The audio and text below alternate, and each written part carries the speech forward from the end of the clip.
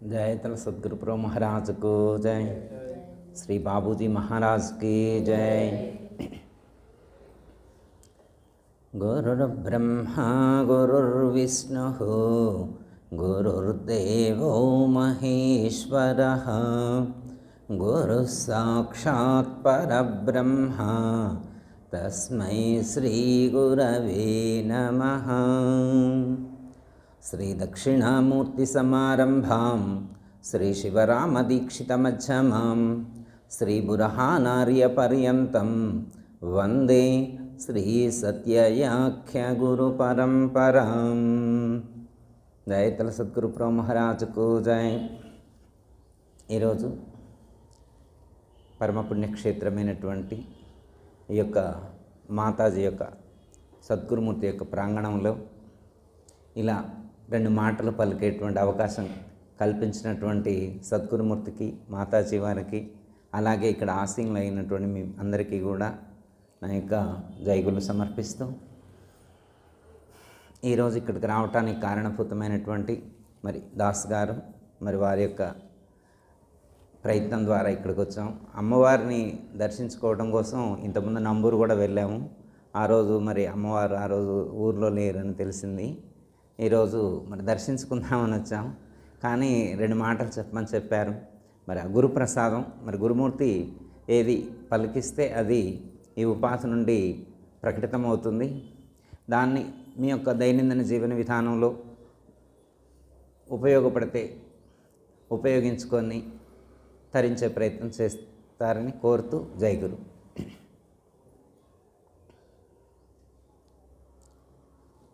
దుర్లభం మానుషం దేహం వివేకం అతి దుర్లభం అని చెప్పి మనకు శంకర భగవత్పాదులు చెప్పారు. అమ్మ, నేను పెద్ద ఉపన్యాసం చెప్తాను కాదు, అమ్మవారు అడిగారు కాబట్టి రెండు మాటలు చెప్పడం అది గురుప్రసాదం. మనందరికీ తెలిసిందే, గుర్తు చేసుకునే ప్రయత్నం. ఈ లోకంలో మనిషిగా జన్మించటమే దుర్లభం అని చెప్పారు. అలాంటిది వివేకంతో కూడి ఉన్నటువంటి, వివేకం అతి దుర్లభం అని చెప్పారు. వివేకంతో కూడి ఉన్నటువంటి మానవుడిగా జన్మించటం అనేటువంటిది చాలా శ్రేష్టమైనటువంటిది. అది బహుజన్మ పుణ్యఫల విశేషం చేత మాత్రమే ప్రాప్తిస్తుంది అని మనకు చెప్పటం అనేటువంటిది జరిగింది. పూర్ణ బోధ కొరకు పురుషుండు బహుజన్మ పుణ్య వశము చేత పుట్టవలేయు, అట్లు పుట్టకున్న అతి కష్ట సాధ్యంబు అఖిల జీవసంగ ఆత్మలింగ అని చెప్పారు. అంటే ఎన్నో జన్మలలో చేసుకున్నటువంటి పుణ్యఫల విశేషం చేత మాత్రమే మనకు ఈ యొక్క పూర్ణ బోధను, లేకపోతే ఆ యొక్క గొప్పదైనటువంటి జ్ఞానాన్ని అందుకునేటువంటి ఆ అర్హత అనేటువంటిది ప్రాప్తిస్తుంది అని చెప్పారు. ఎందుకంటే మానవుడిగా జన్మించినటువంటి వాళ్ళందరూ కూడా ఇంతటి వివేకంతో లేరు. ఎందుకంటే వివేకము అంటే ఏది నిత్యము, ఏది అనిత్యము, ఏది సత్యము, ఏది అసత్యము, ఏది శాశ్వతము, ఏది అశాశ్వతము అనేటువంటి ఆ తత్వాన్ని తెలుసుకోగలగాలి. అంటే ఆ రెండింటిని గమనించుకోగలగాలి. మనమంటే ఈ గురువుల యొక్క సాంప్రదాయంలో అడుగులు వేస్తూ ఉన్నాం కాబట్టి మనకు అది తేలిగ్గా అర్థమవుతుంది. ఇది సామాన్యుడికి అర్థమయ్యేటువంటిది కాదు. ఎందుకంటే గురువు యొక్క అనుగ్రహం లేకుండా, గురువు యొక్క స్పర్శ లేకుండా, గురువు యొక్క వాక్యం లోపలికి ప్రవేశించకుండా ఈ యొక్క జ్ఞానం బోధపడదు. ఎందుకంటే వాచా జ్ఞానం లేకపోతే పుస్తక జ్ఞానం చాలామందికి ఉంటుంది. కానీ ఆ అనుభవంతో కూడినటువంటి ఆ సత్యాన్ని అందరూ పట్టుకోలేరు. ఏ ఒకానొకరో పట్టుకుంటారు. ఆ ఏ ఒకానొకరిలో మనం ఉంటే మన జన్మ ధన్యమైనట్లు. ఎందుకంటే మట్టిలో మాణిక్యం అని చెప్పారు. నశించే శరీరంలోనే నాశరహితమైనటువంటి ఆత్మతత్వం ఉన్నది అని చెప్పి మనకు చెప్పారు. అంటే సాధకుడికి మొదట అర్థం కావటం కోసం ఇలా చెప్పడం అనేటువంటిది జరుగుతుంది. నాయన, నశించే శరీరంలోనే నాశరహితమైనటువంటి పరమాత్మ స్వరూపం ఉన్నది, దాన్ని దర్శించాలి అని చెప్పి మనకు చెప్పారు. మరి మనలోనే ఉంటే మరి ఎందుకు దర్శించలేకపోతున్నాం? మనలోనే ఉందని చెప్పారు కదా, మరి దర్శించాలి కదా. ఎంతమంది దర్శించగలుగుతున్నారు? ప్రహ్లాదుడు చెప్పారు కదా, ఇందు గలడందు లేడను సందేహమవలదు చక్రి సర్వోపగతుడు ఎన్నెందు వెతికి చూసినా అందందే గలడు దానవాగ్ని నేను వింటే అని చెప్పారు. ఇందులో ఉన్నాడని కానీ అందులో లేడు అనేటువంటి సందేహం లేదు అన్నారు. మరి అంతటా ఉంటే మరి ఎంతమంది దర్శించగలుగుతున్నారు? అందుకే ఆ పద్యంలో ఒక పదం చెప్పారు, ఎందెందు వెతికి చూసినా. వెతికి చూడటం రావాలి. మరి ఎంతమంది వెతికి చూడగలుగుతున్నారు? అందుకే మనకు సాధ్యం కానప్పుడు మహాత్ములను ఆశ్రయించి వారి యొక్క కృపతో, వారి యొక్క అనుగ్రహంతో అత్యంత సులువుగా దర్శించవచ్చు. పెద్దలు చెప్తారు, హిమాలయాలకు వెళ్ళి తలకిందులుగా తపస్సు చేసినా కానీ, కొన్ని వందల సంవత్సరాలు నువ్వు సాధన చేసినా కానీ ఈ యొక్క జ్ఞానం, ఈ యొక్క వివేకం అనేటువంటిది నీకు బోధపడదు.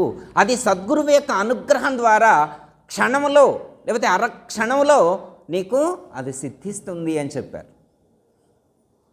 అతనికి దయ వస్తే అర నిమిషంలో బోధ స్థితి నీకు కుదిరించు మానీతివంత అని చెప్పారు. ఆ సద్గురుమూర్తి యొక్క అనుగ్రహం మన మీద ప్రసరితం కావాలి, కానీ ఎంతసేపు? అరక్షణం చాలన్నారు. మరి కొన్ని వందల సంవత్సరాలు తపస్సు చేసినా కానీ సాధ్యం కానటువంటి ఆ యొక్క దర్శన భాగ్యం మరి అరక్షణంలో ఎలా సాధ్యమవుతుంది? అందుకే గురువు లేని విద్య కూడదెవ్వరికైనా, అజునికైనా వా నబ్బకైనా తాళంబు చెవిలేక తలుపెట్లవచ్చురా విశ్వదాభిరామ వినురవేమ అని చెప్పారు. ఇప్పుడు ప్రహ్లాద మహర్షి ఏం చెప్తున్నారు? ప్రహ్లాదజీ ఏమని చెప్తున్నారు? సర్వత్రా పరమాత్మ ఉన్నారని చెప్పారు. అందులో సందేహం లేక ఉందని చెప్పారు. అందరూ వెతుకుతున్నారు, ఎవరికీ కనిపించట్లేదు. కానీ ఎవరికి కనిపించినటువంటి ఆ తత్వాన్ని, అంతటా ఉన్నటువంటి తత్వాన్ని గురుమూర్తి, ఆ యొక్క సద్గురువు ఇక్కడే అరక్షణంలో సర్వత్రా దర్శింపజేస్తున్నారు. అందుకే ఏమంటున్నారు? వెతకటం రావాలన్నారు. ఒక ఆయన వెతుకుతున్నాడట. ఒకరోజు వెతికాడు, వారం రోజులు వెతికాడు, నెల రోజులు వెతికాడు, 6 నెలలు వెతికాడు, సంవత్సరం వెతికాడు, 10 సంవత్సరాలు వెతికాడు, కనపడలా. తాను పొందాలనుకున్నటువంటి ఆ దైవం తనకు దర్శింపబడలేదు. అప్పుడు గురువుని ఆశ్రయించి, వెతికితే కనపడని వస్తువ ఎక్కడున్నది గురువరా, వెతికితే కనపడని వస్తువ ఎక్కడున్నది గురువరా, ఆత్మరాముల సేవ చేసి మనసులో శోధించరా, ఆత్మరాముల సేవ చేసి మనసులో శోధించరా. అయినా వెతికితే కనపడలేదట. మరి కనపడాలి కదా, ఎందుకు కనపడలేదు అంటే, ఒక్క చోట నిల్చొని చూడవలసినటువంటి దాన్ని ఇంకొక చోట నిల్చొని చూస్తే ఎలా కనిపిస్తుంది? ఆయన పొలం పని చేసుకుంటున్నాడు, ఉంగరం పోయిందట. ఒక చోట లైట్ కింద వెతుకుతూ ఉన్నాడు. ఆయన వెతుకుతున్నాడని వాళ్ళ బాబాయ్ వచ్చాడు, వాళ్ళ పిన్న వచ్చింది, వాళ్ళ మామయ్య వచ్చిండు, వాళ్ళ అత్తయ్య వచ్చింది, భార్య వచ్చింది, ఫ్రెండ్స్ వచ్చారు. అందరూ కలిసి వెతుకుతున్నారు. దేన్ని? ఉంగరాన్ని. గంట ఎతికారు, 2 గంటలు ఎతికారు, ఉంగరం దొరకల. 100 మంది ఎతికారు. 100 మంది కలిసి ఆ లైట్ చుట్టూ వెతికారు, దొరకలేదు. అందరూ ఉంటారు కదా, తెలివిగల వాళ్ళు ఉంటారు కదా, మేధావులు. ఆయన ఇంతకి అసలు ఉంగరం ఇక్కడే పోయిందా అని అడిగాడు. ఆయనకు అనుమానం వచ్చింది. వచ్చి ఇక్కడే పోయిందా ఉంగరం అంటే, కాదు ఇక్కడ పోలేదన్నాడు. ఎక్కడ పోయిందన్నాడు? పొలంలో పోయిందన్నాడు. మరి పొలంలో పోతే ఇక్కడ ఎందుకు ఎత్తుకుతున్నావు అని అడిగాడు. మరి తెలివిగలవాడు కదా, తెలివి లేదనుకోండి, అందరితో పాటు కలిసి వెతుకుతూ ఉంటాడు. గుంపులో గోవిందంలాగా ఈయన కూడా వెతుకుతూ ఉంటాడు. ఇప్పుడు తెలివి గలవాడుగా అడిగాడు అనమాట, ఏనాయన మరి ఎక్కడ పోయిందని అడిగితే పొలంలో పోయిందన్నాడు. మరి పొలంలో పోతే ఇక్కడెందుకు వెతుకుతున్నాడు? అక్కడ లైట్ లేదుగా, చీకట్లో ఎతికితే కనపడదని చెప్పి ఇక్కడ లైట్ ఉందని చెప్పి ఇక్కడ లైట్ కింద ఎదుగుతున్నా అన్నాడు. అలాగే మరి దైవాన్ని దర్శించడానికి కూడా ఒక పాయింట్ ఉంటుంది, లేదా ఒక సద్గురువు యొక్క పాదాలను ఆశ్రయించాలి. సద్గురుమూర్తి యొక్క పాద స్పర్శ ఏ యొక్క శిష్యుడికి తాకుతుందో, వారి యొక్క శక్తి శిష్యుడిలో ప్రసరితమవుతుందో వాళ్లకు తన లోపల వెలుపల సర్వత్రా ఆ యొక్క స్వరూపాన్ని దర్శించగలుగుతాడు. లేకుంటే ఎక్కడో ఒక చోట నిల్చొని వెతుకుతూ ఉంటాడు, ఎత్తుతూ ఉంటాడు అనేకమైనటువంటి జన్మలు. అర్థమైందమ్మా? ఆ తత్వాన్ని దర్శింపచేసేటువంటి గురువు లభించాలి. గురువుని పట్టుకోవటంలోనే ఉంటుంది మన యొక్క అదృష్టం. అది కూడా పుణ్యఫల విశేషం. మనం ఎన్నో జన్మలలో చేసుకున్నటువంటి పుణ్యం ఫలిస్తేనే ఇలాంటి ఆచరణయుక్తమైనటువంటి ఆచరణ కలిగి ఉన్నటువంటి 24 క్యారెట్స్ అంటారు కదా, ఇంకా ఎక్కువే అనుకోండి, అలాంటి స్వచ్ఛమైనటువంటి సద్గురువు మనకు లభిస్తారు. లేకుంటే లోకంలో చూడండి ఎంతమంది గురువులు కనిపించరు, మరి వాళ్ళతో మనకేం పని ఉంటుంది? వాళ్ళ దగ్గరికి వెళ్తే ఏం ఉపయోగం ఉంటుంది? అయితే వివేకంతో కూడినటువంటి శిష్యుడు ఎవరైతే ఉంటారో, శంకరాచార్య వారు ఏమని చెప్తున్నారు? దుర్లభం మానుషం దేహం వివేకం అతి దుర్లభం. వివేకంతో కూడి ఉన్నటువంటి సాధకుడు మాత్రమే అలాంటి యొక్క సద్గురువుని ఆశ్రయించగలుగుతాడు.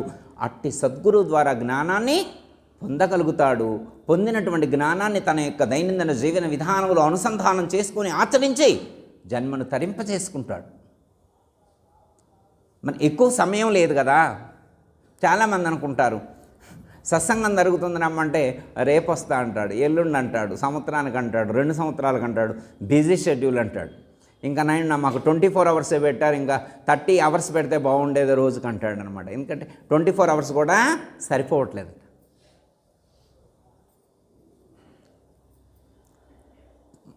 కాలం అనేటువంటిది జరిగిపోతే మళ్ళీ రానటువంటిది. ఉన్న అవకాశాన్ని సద్వినియోగం చేసుకునేటువంటి ప్రయత్నం చేయాలి.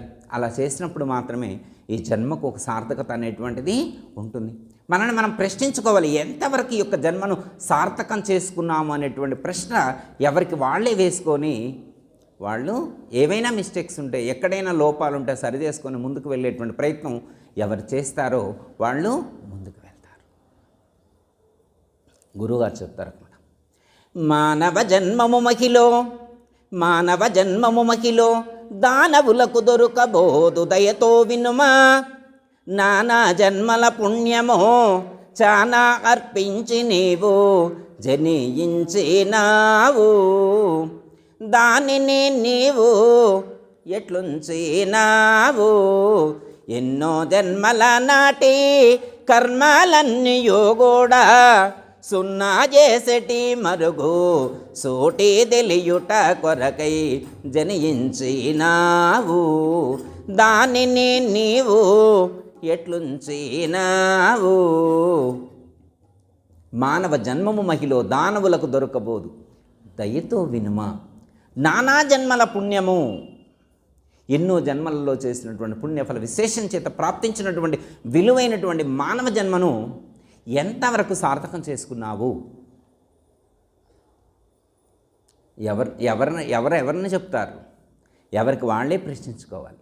నన్ను నేను ఎంతవరకు వినియోగించుకోగలిగాను, ఎంతవరకు నా జన్మను సార్థకం చేసుకున్నాను అనేటువంటి ప్రశ్న ఎవరికి వాళ్ళే వేసుకొని, ఎందుకంటే ఎక్కువ సమయం లేదు కాబట్టి ఫాస్ట్గా ఇప్పుడే ఈ క్షణమే మనం ఈ యొక్క మార్గంలో అన్నిటినీ విడిచిపెట్టి వ్యవహారికంగా విడిచిపెట్టమని కాదు, అవన్నీ ఉన్నా కానీ వాటిల్లో మనం లేకుండా మనతో మనం జీవించేటువంటి ప్రయత్నం చేయాలి.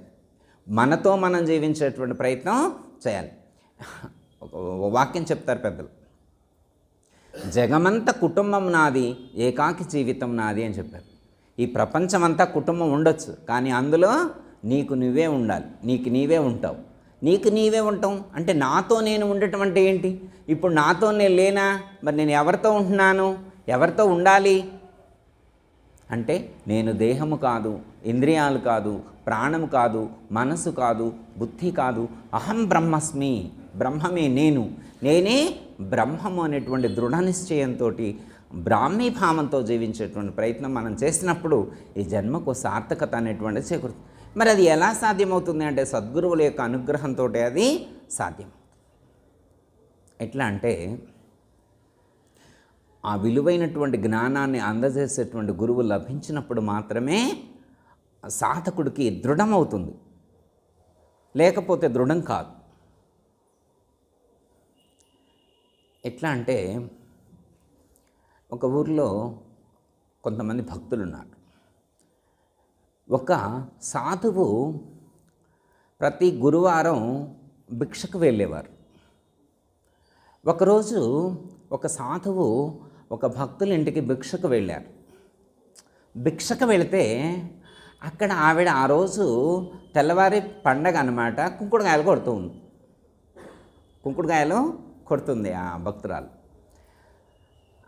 ఈ సాధుమూర్తి రాగానే ఆ మహాతల్లి లోపలికి వెళ్ళింది, ఏవైనా ధాన్యం తీసుకొచ్చి సమర్పించుదామని చెప్పి.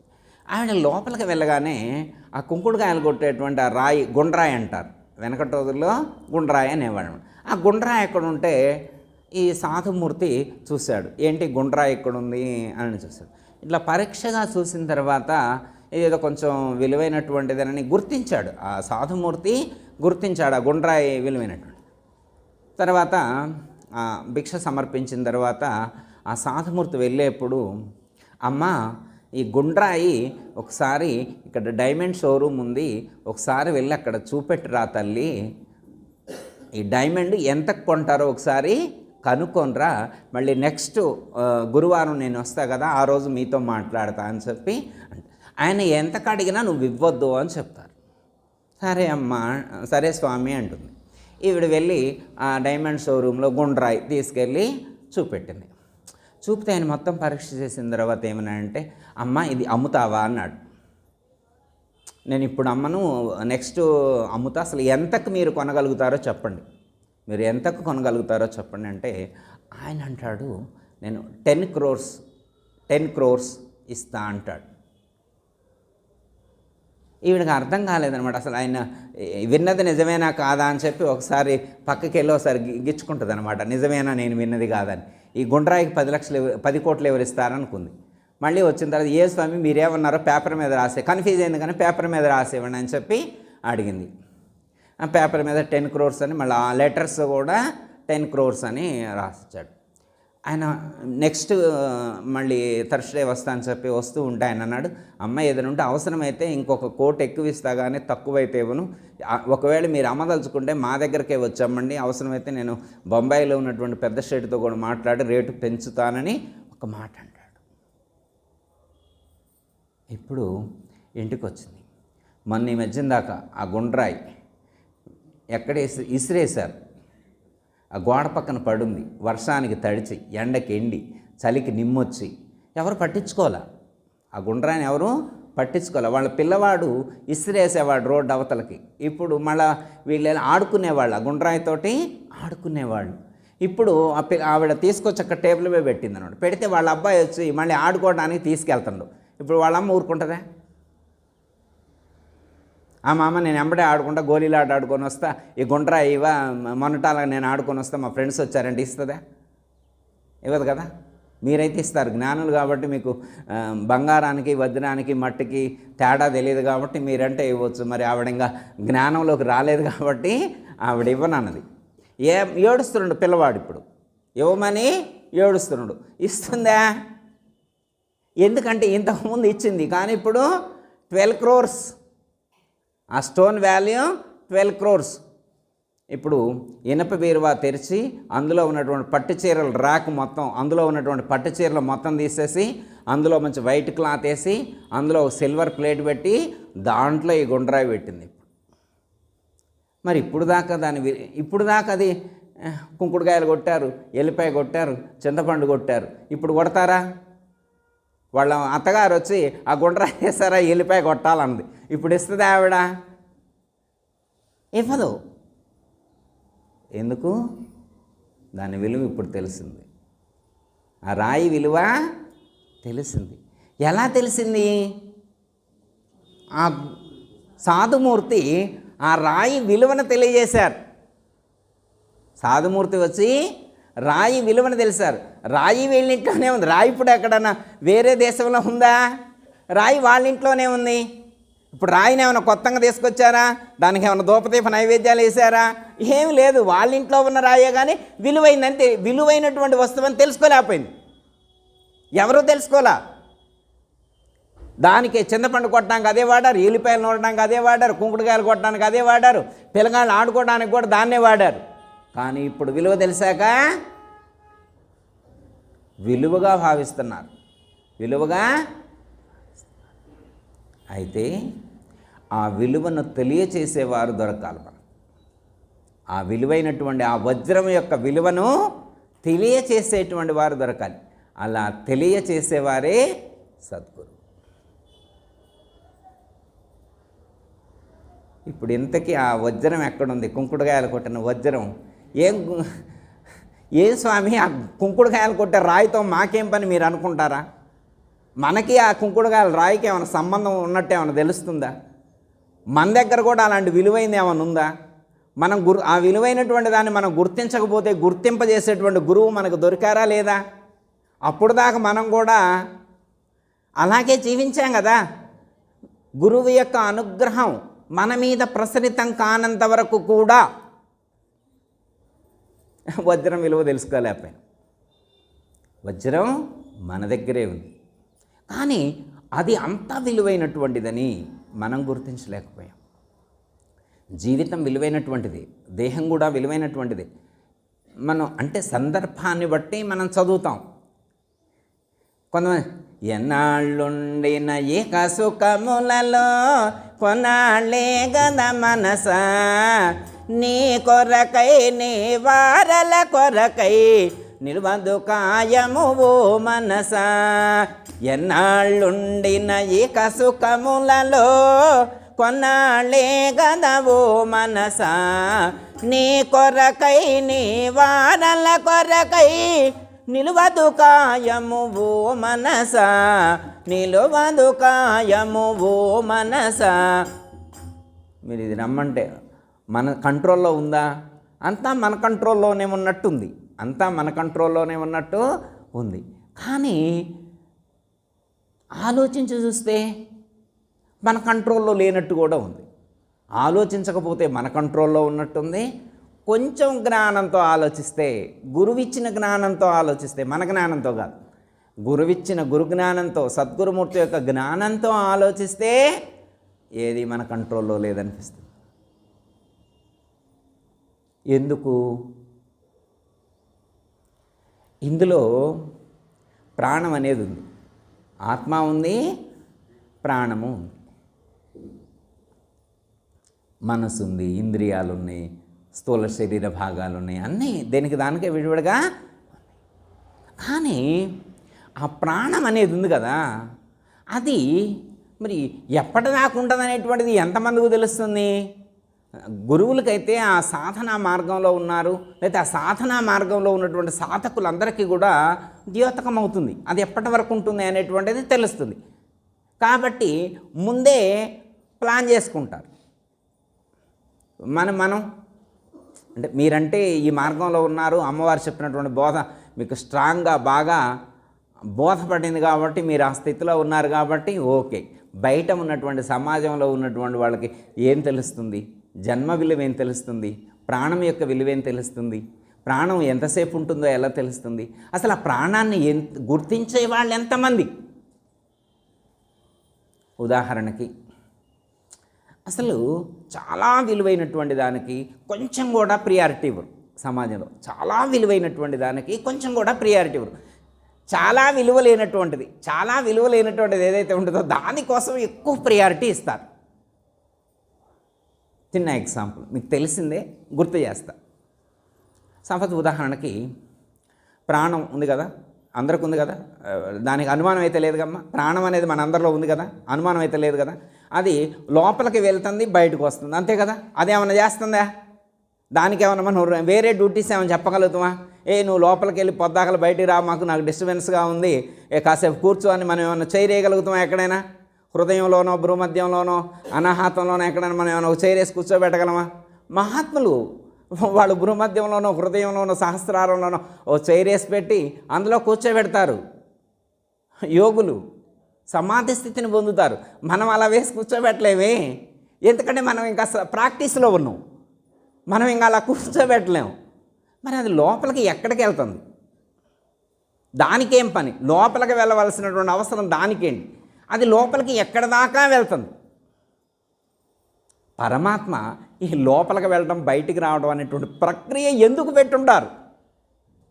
పరమాత్మకైతే ఫుల్ నాలెడ్జ్ కదా. మనకి అంత నాలెడ్జ్ ఉన్నా లేకపోయినా పరమాత్మకైతే ఫుల్ నాలెడ్జెడ్ కదా. పరమాత్మ ఒక ప్లాన్ ప్రకారమే ప్రాణాన్ని పెట్టారు కదా.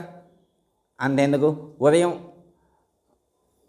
4కి మనం స్టార్ట్ అయిందనుకోండి, మన లైఫ్ రీస్టార్ట్ అయిందనుకోండి, నిన్నటి నుంచి మెలకువతో ఉన్నాం, జాగరణ జరిగింది. మరి ఇప్పటి వరకు 12:30 అట్లా అవుతుంది కదా, 1 o'clock అట్లా అవుతుంది కదా. ఇప్పటి వరకు అది ఎన్నిసార్లు లోపలికి వెళ్ళి ఉంటుంది, ఎన్నిసార్లు బయటకు వచ్చి ఉంటుంది? అసలు మనం గమనిస్తున్నాం అది లోపలికి ఒకసారి వెళ్తుందని, కానీ బయటకు ఒకసారి వస్తుంది కానీ ఎంతమంది గమనించగలుగుతున్నాం?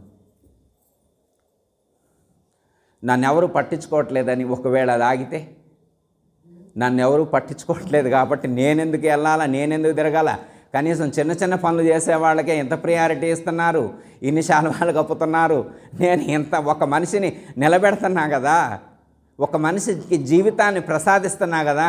ఒక మనిషి 1 గంట జీవితాన్ని అనుభవించాడంటే నేను లోపలికి వెళ్ళి బయటకు వస్తేనే కదా. నాకు కొంచెం కూడా ప్రియారిటీ ఇవ్వట్లే. నేను లోపలికి పోనని అది భీష్మించుకొని కూర్చుంటే, అది కూడా ఒకవేళ అలిగితే, దానికి కూడా కోపం వస్తే ఏమైంది? కేల్కతం దుకాణం బంద్, అంతే కదా. లోపలికి వెళ్ళి అయితే లోపలికి వెళ్ళటం రావటంలోనే మన గురువులు పరిశీలన చేసి, సాధన చేసి ఒక సత్యాన్ని గుర్తించారు. భగవద్గీతలో 8వ అధ్యాయంలో పరమాత్మ ఒక మాట చెప్తారు. గురువుగారు దాన్ని మనకు అనుభవపూర్వకంగా ఆచరణలో మనకు సాధన సూచన చేస్తారు. ఇది ఎప్పుడు చేయాలనే దానికి పరమాత్మ ఏమంటారు? ప్రయాణకాలే, లాస్ట్లో ప్రయాణం అయిపోయేప్పుడు. అంటే ప్రయాణం అంటే ఇప్పుడు ఇక్కడి నుంచి ఇంటికి పోయేప్పుడు అనే కదా, అట్లా ఏమనుకుంటున్నాను? అది కాదుగా. ప్రయాణం అంటే ఏ ప్రయాణం? మనందరికీ ఒక ప్రయాణం ఉంది, లాస్ట్ ప్రయాణం. మనందరికీ లాస్ట్ ప్రయాణం ఒకటి ఉంది. ఆ ప్రయాణ సమయంలో మనం ఒకటి చేయాలట. ఏం చేయాలి? భ్రువోర్ మధ్యే ప్రాణమావేశ సమ్యక్. మీ యొక్క భ్రూమధ్య స్థానంలో నుంచి ప్రాణాన్ని పైకి తీసుకువెళ్ళాలి అన్నారు. ఏ స్వామి అలా ఎందుకు తీసుకెళ్ళాలని అడిగారు. పైకి ఎందుకు తీసుకెళ్ళాలి అని అడిగారు. దానికి ఇంకొక మాట చెప్తారు. దాన్ని అలా తీసుకెళ్ళి ఏం చేయాలంటే, మూఢ్యాధాయాత్మనః ప్రాణమాస్థితో యోగధారణం. మూఢ్యాధాయాత్మనః ప్రాణమాస్థితో యోగధారణం. ఉత్తగా తిరగట్లా ప్రాణం, దానికి పనిలేక తిరగట్లా. పరమాత్మ పనిలేక ఇందులో ప్రాణాన్ని పెట్టలా. దాన్ని దానితో ఒక సాధన చేయించడం కోసం. ఏమి సాధన చేయమని చెప్పారు పరమాత్మ అంటే, దాన్ని పట్టుకొని సుషుమ్నా నాడిలో నుంచి మూర్తి స్థానమైనటువంటి సహస్రార చక్రంలోకి తీసుకువెళ్ళమన్నారు. ఎంత వండర్ఫుల్! ఇది తెలియట్లా. మన శరీరంలోనే పుట్టిన కాడిని చెప్పడం వరకు రోజుకు 21,600 సార్లు అది లోపలికి వెళ్ళి బయటికి వస్తున్నా మనం గుర్తించట్లా. అది గురువు దగ్గరకు వస్తే ఆ సద్గురుమూర్తి మనకు గుర్తు చేస్తారు. దాన్ని పైకి పంపించాలి అనే విషయాన్ని గుర్తు చేస్తారు. అప్పుడు ఈ జన్మకు, ప్రాణ ప్రక్రియకు సార్థకత అనేటువంటిది జరుగుతుంది. ఏమవుతుంది? ఇంతకీ యాడికి పోవాలన్నారు? లాస్ట్ ప్రయాణం. అప్పుడు ఇదంతా ఎప్పుడు చేయాలి? ప్రయాణకాలే, లాస్ట్ జర్నీ. ఇక మూటాముల్లే సర్దుకున్నాకంటే ఎన్నేళ్ళు రావాలా? 70-80 రావద్దు అమ్మ? 90 రావాలా? దానికి ఏమన్నా వయసు ఉందా? కాలం ఏమైనా నియమం ఉందా? కాల నియమం ఏమైనా ఉందా వెళ్ళిపోవడానికి లాస్ట్? అంటే అందరికీ ఒకే టైం లేదు. ఏమండి పలానా వాళ్ళు ఈ టైం ఖచ్చితంగా వెళ్తారనేటువంటి టైం సెన్స్ దానికి లేదు. చెప్పకుండా బోవురా, చెప్పకుండా బోవురా, తప్పుడు ఎరుక ఎప్పటికీ నమ్మకు. చెప్పకుండా బోవురా, తప్పుడు ఎరుకను ఎప్పటికీ నమ్మకు.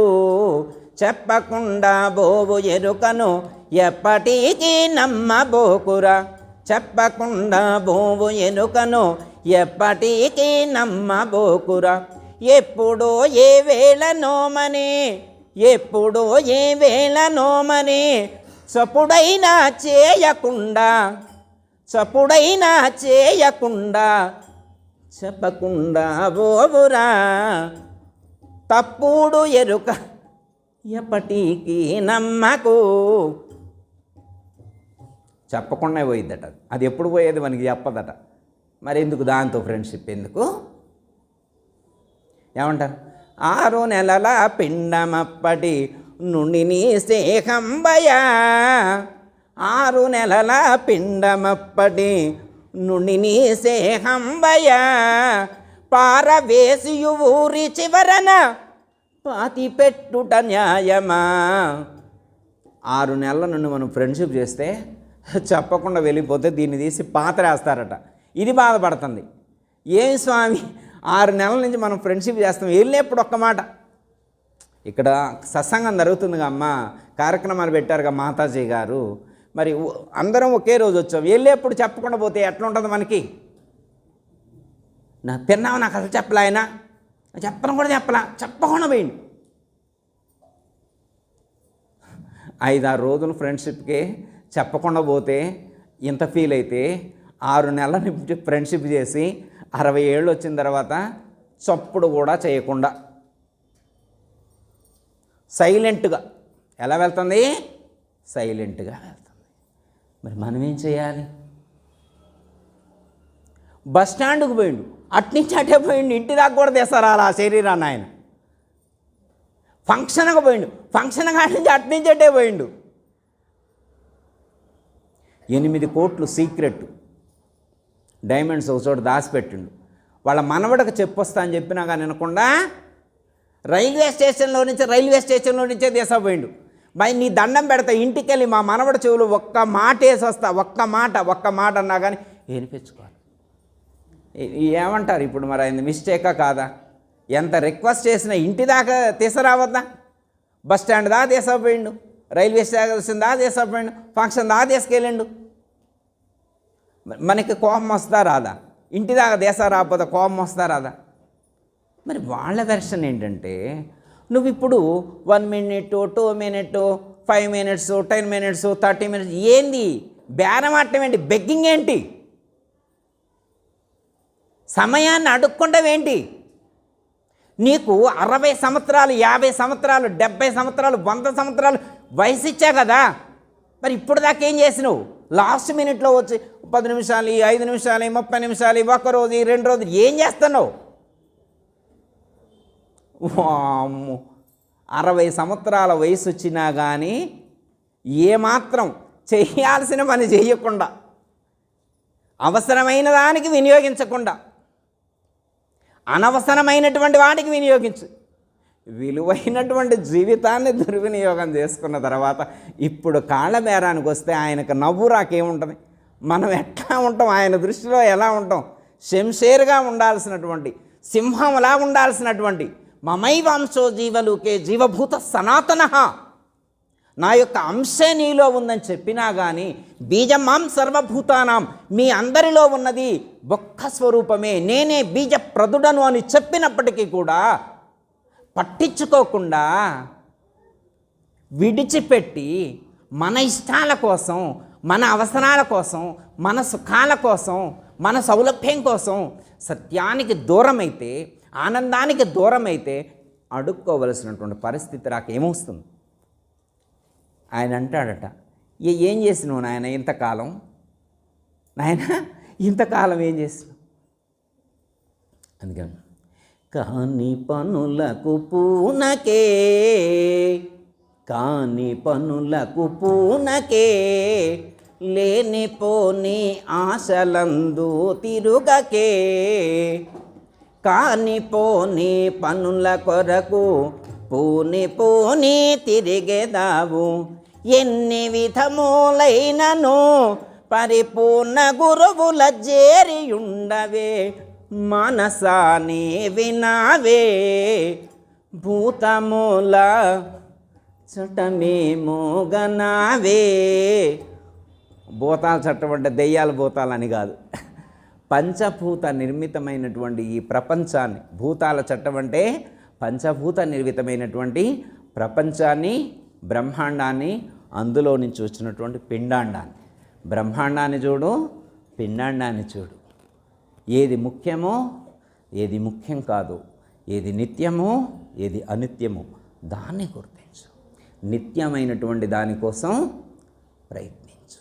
అప్పుడు మన జన్మకు ఒక అర్థం, ఒక సార్థకత చేకూరుతుంది. అందులో ఏమాత్రం కూడా సందేహం లేదు. మనందరి యొక్క జన్మలు ధన్యమయ్యాయి. ఎందుకు అంటే సద్గురువుల యొక్క సారథ్యంలో, సద్గురువుల యొక్క అనుగ్రహంతో, వారి యొక్క జ్ఞానంతో మనం జీవిస్తున్నాం కాబట్టి మనందరి యొక్క జన్మలు ధన్యమయ్యాయి. అందులో ఏమాత్రం కూడా సందేహం లేదు. ఒక్కటే మాట, గురువు యందు, సద్గురువు యందు నమ్మకాన్ని, విశ్వాసాన్ని తగ్గించుకోకుండా, కోల్పోకుండా మనం జీవించగలిగితే చాలు. మన దృష్టిలో గురువు ఉండటం గొప్ప కాదు, మన దృష్టిలో గురువు ఉండటం గొప్ప కాదు.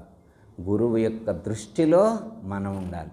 గురువు యొక్క మనస్సులో మనం సుస్థిరమైనటువంటి స్థానాన్ని కల్పించుకోగలిగినప్పుడు మాత్రమే ఈ జన్మకు ఒక అర్థం. సేవ అంటే అది. సేవ అంటే మనం చేసింది కాదు, వారు దృష్టిలో పడాలి. పర్వాలేదు, వీడు సేవ చేశాడు అని వారు అనుకుంటే చాలు. ఒక్కసారి, ఎప్పుడైనా ఒక్కసారి మనసులో వారు సంకల్పిస్తే చాలు, మన జన్మ తరించినట్టు. ఓ జీవితాంతం అక్కర్లా. ఒక్క మాట చెప్పి ముగిస్తాము. మరి సమయం ఎక్కువ తీసుకున్నామేమో నాకు తెలీదు. ఒక్క మాట చెప్పి ముగిస్తాం. తాబేటి తలపు చేతను తాబేల్ పిల్లల క్షుదార్తి తొలగుట తెలియన్, తాబేటి గర్భమందున తాబేలై పుట్టకున్న తరమైతరులకు, సద్గురు బోధట్లరైనితరులకు, ఏ బాధలెరుగాని ఈ బోధ గలవారి చేబోధ బడయాక చేకోనాదలచితే తరమాయితరులకు, సద్గురు బోధట్లరయానితరులకు, తాబేటి తలపు చేతను తాబేల్ పిల్లల క్షుదార్తి తొలగుట తెలియన్. అమ్మగారు మీకు చెప్పిందే మళ్ళీ ఒకసారి గుర్తు చేస్తున్నా. బాబూజీ గారు చెప్పారు, అమ్మగారు చెప్పారు, నేను కూడా అదే గుర్తు చేస్తున్నాను. నేను ఇక్కడ వేరే చెప్పట్లా, వారు లోపల నుండి పలికిస్తున్నారు. వారి మాట ఇది, నాది కాదు. ఇది ఉపాధి మాత్రమే, యంత్రం మాత్రమే, పరికరం మాత్రమే. జ్ఞానం వారిదే, జ్ఞానం ఆ సద్గురుమూర్తిదే. తాబేటి తలపు చేతను తాబేల్ పిల్లల క్షుదార్తి తొలగుట తెలియన్. తాబేలు పిల్లలను పెట్టిన తర్వాత మళ్ళీ సముద్రంలో ప్రయాణం కొనసాగిస్తుంది. ఈ పిల్లలు పుట్టిన తర్వాత తల్లి కోసం తప్పిస్తూ తిరుగుతుంటాయి, ఆ మాతృత్వం కోసం తప్పిస్తూ తిరుగుతూ ఉంటాయి.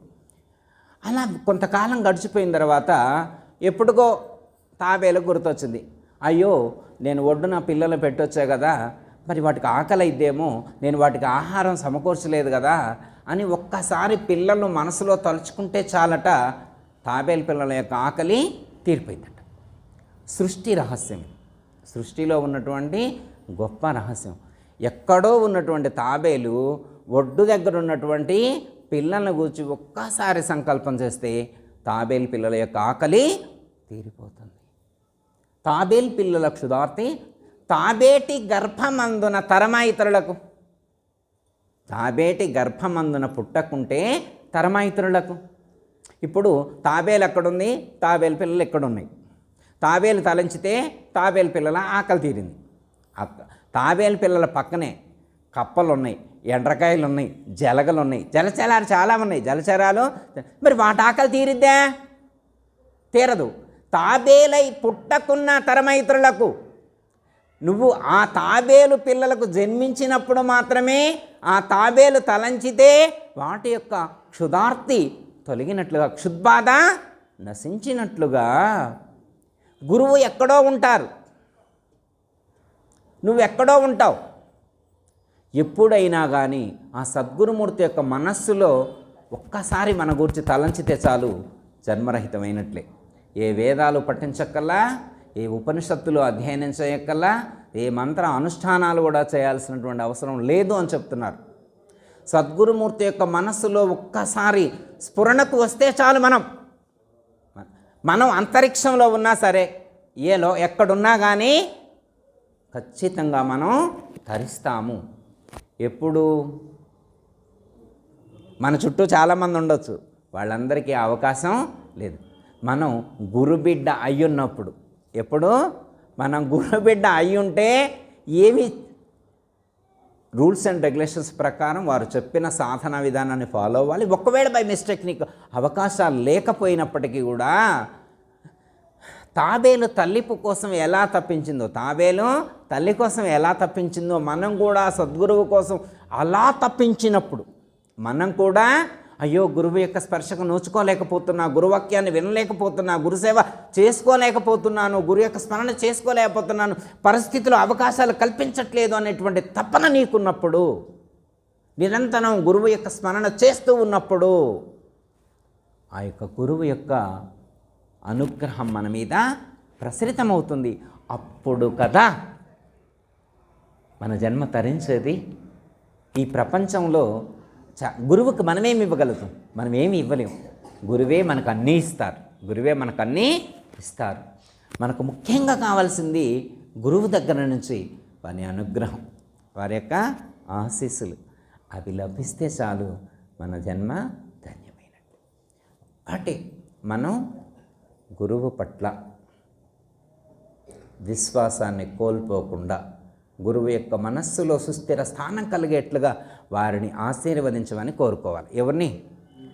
గురువుగానే కోరుకోవాలి. ఇంకేమైనా కోరుకుంటాం మనం? నేను వెంకటేశ్వర స్వామి గుడిగాడికి పోయి నేను అలా కోరుకున్నా, శివాలయం గాడికి పోయి ఎలా కోరుకున్నా, అక్కడికి ఎందుకు వెళ్ళటం?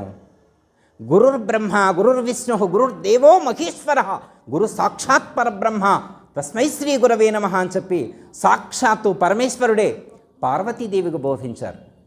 బ్రహ్మ విష్ణు మహేశ్వరులే కాదు, సాక్షాత్తు పరబ్రహ్మ స్వరూపమైనటువంటి గురువు నీకు లభించడం నీ యొక్క అదృష్టం. ఇక్కడే నీ యొక్క సమస్త సందేహాలకు, సమస్త దుఃఖాలకు పరిష్కారం లభించినప్పుడు మనకి ఇంకా అన్యము వేరే దానితో మనకేం పని అమ్మ? కాబట్టి మరి ఈరోజు మాతాజీ గారు ఈ ఉపాధి నుండి 2 వాక్కులు మీకు అందించారు. మరి నా ప్రయత్నం నేను చేశాను, అది గురువు యొక్క అనుగ్రహంగా భావిస్తూ సెలవు. దయతల సద్గురు ప్రభు మహారాజ్కు అందరికీ జై గురు. మరిన్ని ఆధ్యాత్మిక రహస్యాల కోసం అచల బోధ, ఆత్మబోధ, భగవద్గీత, అలాగే పండుగల్లో దాగిన అర్థాలు, అంతరార్థాల కోసం మరియు యోగము, ధ్యానము మొదలైన అనేక ఆధ్యాత్మిక తెలుగు ప్రవచనాల కోసం క్రింద ఉన్నటువంటి రెడ్ కలర్ సబ్స్క్రైబ్ బటన్ను క్లిక్ చేయండి. అలాగే ప్రక్కనే ఉన్నటువంటి గంట సింబల్ను నొక్కండి. అలాగే ఈ వీడియో మీకు నచ్చినట్లయితే లైక్ చేయండి మరియు షేర్ చేయండి. జై గురు.